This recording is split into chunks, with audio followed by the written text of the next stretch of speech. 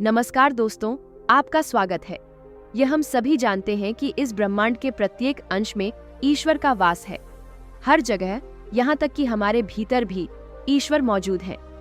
भगवान प्रत्यक्ष रूप से दिखाई नहीं देते, लेकिन उनकी उपस्थिति का एहसास हमें कई बार होता है। यह एहसास उन्हीं को होता है जिनके अंदर अद्भुत शक्ति होती है। दोस्तों, भगवान श्री कृष्ण ने मनुष्य के 9 लक्षणों के बारे में बताया है। यदि किसी व्यक्ति के अंदर ये 9 लक्षण होते हैं तो वह साधारण नहीं होता। श्री कृष्ण ने ऐसे व्यक्ति को श्रेष्ठ कहा है क्योंकि सामान्य लोगों में ये लक्षण नहीं होते। एक व्यक्ति में जन्म से ही ये लक्षण प्रकट होने लगते हैं और बड़े होने पर वह संसार में प्रसिद्धि प्राप्त करता है। श्री कृष्ण के अनुसार हर मनुष्य के जन्म का एक उद्देश्य होता है। मनुष्य योनि प्राप्त होना साधारण बात नहीं है। 84 लाख योनियों में सबसे श्रेष्ठ मनुष्य योनि को कहा गया है। मनुष्य का जन्म लेकर जो कार्य किए जा सकते हैं वे किसी अन्य योनि में नहीं हो सकते। इसलिए मनुष्य को ईश्वर का धन्यवाद करना चाहिए कि उसे मनुष्य योनि प्राप्त हुई है। प्रत्येक व्यक्ति को इस शरीर का सदुपयोग करना चाहिए और संसार के कल्याण के लिए कार्य करना चाहिए। किंतु कुछ लोग मनुष्य का जन्म लेकर भी पशुओं की भांति व्यवहार करते हैं।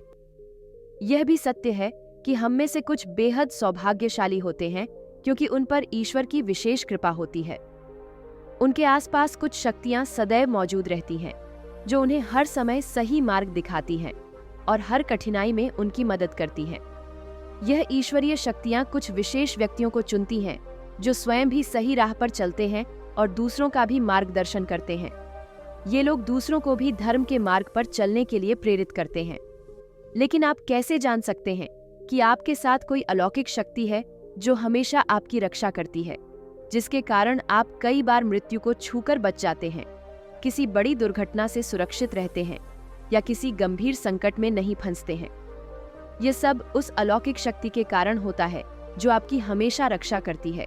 चाहे आप उसे माने या न माने, लेकिन वह सदैव आपके साथ होती है। आज हम आपको ऐसे 9 संकेत बताने जा रहे हैं जिनसे आपको यह झांत हो सकेगा कि आप कोई साधारण मानव नहीं हैं। आप अन्य सामान्य मनुष्यों से अलग हैं और भगवान सदैव आपके साथ रहते हैं। तो चलिए जानते हैं। उन संकेतों में सबसे पहला संकेत है, भगवान श्री कृष्ण कहते हैं कि जो मनुष्य किसी भी कार्य को करते समय सुख दुख की परवाह नहीं करता, चाहे सर्दी हो या गर्मी, वह कभी अपने कार्य को बीच में नहीं छोड़ता। चाहे कितने भी संकट आ जाएं, वह अपने मार्ग से विचलित नहीं होता। हर परिस्थिति में अपने काम में लगा रहता है। चाहे लोग उसकी तारीफ करें या आलोचना, वह अपने कार्य को पूरी निष्ठा के साथ करता है और उसे खुद पर और ईश्वर पर पूरा विश्वास होता है कि एक दिन वह अवश्य सफल होगा। दूसरा लक्षण यह है कि वह कभी दूसरों की बुराई नहीं करता। श्री कृष्ण कहते हैं कि जो व्यक्ति जीवन में कभी दूसरों की बुराई नहीं करता और सदैव ही दूसरों के बारे में अच्छी बातें ही करता है, वही व्यक्ति सर्वश्रेष्ठ होता है। आजकल लोग छोटी छोटी बातों पर दूसरों की निंदा करते हैं, हर वक्त दूसरों को अपमानित करते हैं, चुगली करते हैं और दूसरों का अहित करते हैं। इसी कारण वे लोग जीवन में कभी सफल नहीं हो पाते। तीसरा संकेत यह है कि जो व्यक्ति अपने दैनिक कार्यों से बचा हुआ समय ईश्वर की भक्ति, आराधना और नाम स्मरण में व्यतीत करता है और ईश्वर को ही सत्य मानते हुए उसकी अनुभूति करता है, वास्तव में उस व्यक्ति के आसपास ईश्वरीय शक्तियों का पवित्र घेरा होता है, जिसके कारण उसे ईश्वर का आभास होता रहता है। इन लोगों को ईश्वर पर पूर्ण विश्वास होता है। चाहे दुख हो या सुख, वे हर परिस्थिति में ईश्वर को याद करते हैं और कभी ईश्वर का अपमान नहीं करते। चौथा संकेत यह है कि जो व्यक्ति समाज के प्रति अपने कर्तव्य को समझते हुए अच्छे और पुण्य के कार्य करता है, संकट में फंसे लोगों और गरीब तथा लाचार व्यक्तियों की मदद करता है, आपदा के समय पशु पक्षियों की सहायता करता है, बुजुर्गों और शारीरिक रूप से विकलांग व्यक्तियों का कभी अपमान नहीं करता, किसी को हीन समझकर उसका तिरस्कार नहीं करता, वह मनुष्यों में श्रेष्ठ होता है। हर व्यक्ति में ये गुण नहीं होते।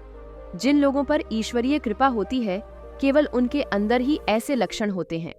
ऐसे व्यक्ति स्वयं पुण्य के कार्य करते हैं और दूसरों को भी ऐसे कार्य करने के लिए प्रेरित करते हैं। 5वां संकेत यह है कि वह अन्याय नहीं करता। श्री कृष्ण कहते हैं कि जो व्यक्ति कभी दूसरों के साथ अन्याय नहीं करता, कभी दूसरों का धन नहीं हड़पता, कभी भी दूसरों की मजबूरी का फायदा नहीं उठाता, वही व्यक्ति श्रेष्ठ होता है। जो मनुष्य कभी दूसरों की आजीविका पर आघात नहीं करता और ना ही कभी दूसरों से घृणा करता है, वह मनुष्य संसार में कीर्ति प्राप्त करता है। छठा संकेत यह है कि उसे पूर्वाभास होता है। संसार में कुछ ही लोगों के पास एक विशेष शक्ति होती है जिससे उन्हें भविष्य में होने वाली घटनाओं का पहले ही आभास हो जाता है। यदि भविष्य में कुछ बुरा होने वाला होता है तो उन्हें पहले से ही इसका पता चल जाता है। उनका मन अचानक ही बेचैन हो जाता है और वे अपने आसपास के वातावरण में बदलाव महसूस करते हैं। प्रकृति में उन्हें कुछ ऐसे दृश्य दिखाई देते हैं जो अशुभ संकेत होते हैं, जिससे उन्हें पता चल जाता है कि कुछ बुरा होने वाला है और वे सावधान हो जाते हैं। सातवां संकेत यह है कि कुछ लोग हमेशा अपने आसपास एक विशिष्ट प्रकार की सुगंध का अनुभव करते हैं। उन्हें हमेशा सुगंधित फूल, धूप, अगरबत्ती या कपूर जैसी पवित्र सुगंध हवा में तैरती हुई महसूस होती है। यह संकेत होता है कि उनके आसपास ईश्वर की उपस्थिति है और देवी देवताओं का आशीर्वाद उन पर है। आठवां संकेत यह है कि हमारे शास्त्रों में ब्रह्म मुहूर्त का समय अत्यंत शुभ माना गया है।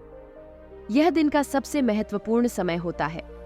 शास्त्रों में इसे देवताओं का समय कहा गया है, क्योंकि इस समय पर वातावरण में एक अनोखी सकारात्मक ऊर्जा का संचार होता है। इसलिए शास्त्रों में ब्रह्म मुहूर्त को जागने के लिए सर्वश्रेष्ठ माना गया है। दुनिया में अधिकतर लोगों की नींद ब्रह्म मुहूर्त के समाप्त होने के बाद ही खुलती है, लेकिन यदि किसी व्यक्ति की नींद रोज ब्रह्म मुहूर्त पर अपने आप खुलने लगती है तो यह एक अलौकिक संकेत माना जाता है। जो लोग नित्य ब्रह्म मुहूर्त पर जागते हैं वे जीवन में कभी पराजित नहीं होते। इस समय पर जागने वाले लोग हमेशा प्रसन्न रहते हैं और ईश्वर की भक्ति में मन लगाते हैं। इनकी बुद्धि अन्य लोगों से तेज होती है और ये बहुत समझदार होते हैं। ब्रह्म मुहूर्त पर जागने वाले लोगों का मन जलाशय की तरह शांत होता है। वे कभी क्लेश और लड़ाई झगड़े में नहीं फंसते और कभी वाद विवाद में नहीं उलझते। ऐसा व्यक्ति निश्चित रूप से ईश्वर की इच्छा के अनुसार ही ऐसा करता है। उसे ऐसा करने के लिए ईश्वरीय शक्तियां ही प्रवृत्त करती हैं। नौवां संकेत यह है कि कई बार जब हम मंदिर या किसी धार्मिक स्थल पर भजन, कीर्तन या कथा सुनने जाते हैं तो कितने भी सुंदर भजन हो या कितनी भी अच्छी कथा हो, हमारा ध्यान बीच बीच में भटक ही जाता है। हम कभी अपने घर के बारे में, कभी अपनी किसी समस्या पर या फिर आसपास बैठे लोगों के बारे में सोचने लगते हैं। लेकिन कुछ लोग ऐसे होते हैं जो भजन, कीर्तन या कथा सुनने में इतने तल्लीन हो जाते हैं कि उन्हें किसी भी बात का होश नहीं रहता। उन्हें केवल अपने आसपास पवित्रता का एहसास होता है और वे बहुत सी शुभ ध्वनियां सुनते हैं, जैसे कि शंख, बांसुरी या मंदिर के घंटे की आवाज। ऐसे व्यक्ति निश्चित रूप से ईश्वर की कृपा के अधीन होते हैं और ईश्वर उनके बहुत ही समीप होते हैं। इसी कारण उन्हें इन चमत्कारी ध्वनियों का आभास होता है। जो व्यक्ति ईश्वर के चरणों में ही परमानंद की अनुभूति करता है और ईश्वर भक्ति को ही वास्तविक आनंद मानता है, वह न तो कभी दुखी रह सकता है और न ही किसी को दुख दे सकता है। ऐसे व्यक्ति का मन और मस्तिष्क हमेशा शांत रहता है, जिससे वह कभी भी सत्य और सदाचार के मार्ग से विचलित नहीं होता। यही उसे ईश्वर से मिला हुआ एक विशेष आशीर्वाद होता है, जिससे वह हमेशा समाज में आदर और सम्मान का स्थान प्राप्त करता है। यदि आप अपनी पत्नी के प्रति वफादार हैं, कभी आपने अपनी पत्नी के साथ धोखा नहीं किया है और किसी पराई स्त्री से किसी भी प्रकार का संबंध नहीं रखा है, आप पराई स्त्रियों को माता और बहन मानते हैं, तो आप धन्य हैं।